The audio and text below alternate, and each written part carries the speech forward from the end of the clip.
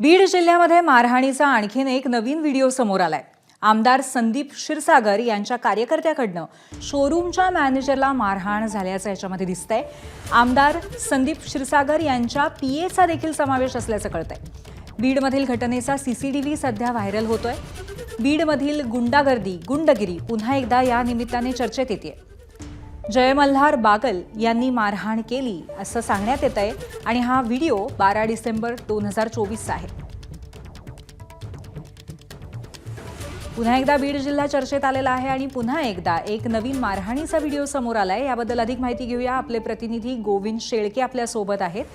गोविंद, आता यानंतर पुन्हा एक तिसरा अशा प्रकारचा व्हिडिओ पाहायला मिळतोय आणि आता संदीप क्षीरसागर यांच्याशी संबंधित कार्यकर्त्याकडनं हा झालाय असं कळतंय। आणखीन काय माहिती आहे गोविंद?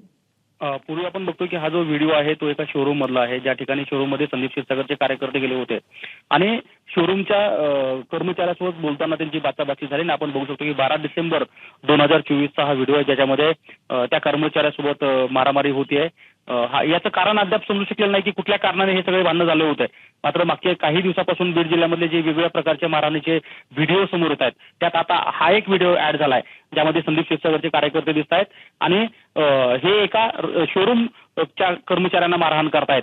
मागच्या अनेक दिवसापासून खरं तर बीड जिल्ह्यामध्ये रस्त्यावरती असेल, कुठे शोरूम मध्ये असेल, कुठे घराच्या बाहेर असेल, अशा प्रकारच्या मारहाणीचे प्रकार जे ते वाढलेले आहेत आणि याचे पुरावे आपल्याला अशा व्हिडिओमधून समोर येताना पाहायला मिळत आहेत। पूर्वी खरे गोविंद, धन्यवाद आपण दिलेल्या माहितीबद्दल। एबीपी माझा, उघडा डोळे बघा नीट।